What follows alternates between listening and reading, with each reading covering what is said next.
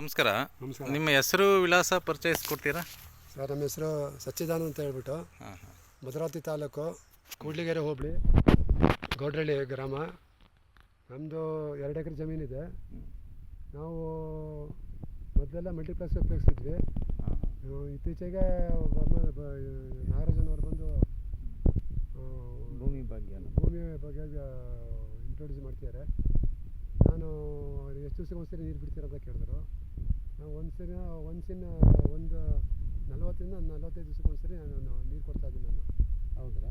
ಹೌದು. ನಿಮ್ಮದು ನೆಲ ಬಿರುಕು ಬಂದಿರೋ ಸ್ವಲ್ಪ ತೋರಿಸಿ ಸಚಿದಂಗೆ. ನಾವೇನು ತಲೆ ಬಿಡ್ಕೊಂಡು ಹೋಗೋದಿಲ್ಲ. ಈ ಥರ ಬಿಟ್ಟರೆ ಇನ್ನೂ ಒಳ್ಳೆಯದೇ ನಮಗೆ. ಬೇಯಿಸ್ಕೊಂಡು 45 ದಿವಸ ನಾನೇ ತಲೆ ಕೆಡ್ಸ್ಕೊಂಡು ಹೋಗಲ್ಲ. ಬಿಟ್ಟರೆ ಇನ್ನು ಬಾಯಿ ಚೆನ್ನಾಗಿ ಬಿಡಲಿ ಅಂತಲೇ ಬಿಡ್ತೀನಿ ನಾನು. ಅದನ್ನು ಪೂರಾ ಸ್ಪ್ರಿಂಕ್ಲರ್ ಇರೋದ್ರಿಂದ ನನ್ನೇನು ಹಾಯವರಿ ಅಲ್ಲ. ಹಾಯವರಿ ಮೊದಲು ಇತ್ತು. ಈಗ ನಾನು ಪೂರಾ ಸ್ಪ್ರಿಂಕ್ಲರ್ ಮಾಡಿರೋದ್ರಿಂದ ನನಗೇನು ಹೆದರಿಕೆಲ್ಲ ನನಗೆ. ಅವಾಗ ಕಾಲುವೆ ನೀರು ಇದ್ದಾಗಲೂ ನಾನು ಹೆದರ್ಕೊಂತಿದ್ದಿಲ್ಲ. ಈ ಥರ ಬಾಯಿ ಬಿಟ್ಟರು ನಾನೇನು ಗಾಬರಿ ಏನಾಗೋದಿಲ್ಲ. ಬಿಟ್ಟರೆ ಒಳ್ಳೇದು ಅಂತ ಒಂದು 40ರಿಂದ 45 ದಿವಸಕ್ಕೆ ಒಂದ್ಸರಿ ಕೊಡ್ತೀನಿ. ಭೂಮಿ ಚೆನ್ನಾಗಿ ಕಾವು ಬಂತು, ಚೆನ್ನಾಗಿ ಕಾವು ಆಗಬೇಕು, ಚೆನ್ನಾಗಿ ಬಿಸಿ ಬಂತು ಅಂತಂದರೆ ನೀರು ಚೆನ್ನಾಗಿ ಎಳ್ಕೊಂತಿದ್ದೆ ಅವಾಗ. ಈಗ ನಿಮ್ಮ ಪಟ್ಟಗಳಲ್ಲಿ ಬಿರುಕು ಹೊಡೆದಿದೆ. ಈ ರೀತಿಯಲ್ಲಿ ನೀವು ನೀರಿನ ಪ್ರಮಾಣ ಹಿಂಗಿಸಿ ನಂತರನೇ ನೀರು ಕೊಡ್ತಾ ಇರೋದು. 45 ದಿವಸಕ್ಕೆ ಒಂದ್ಸರಿ ಅಂತೀರಿ.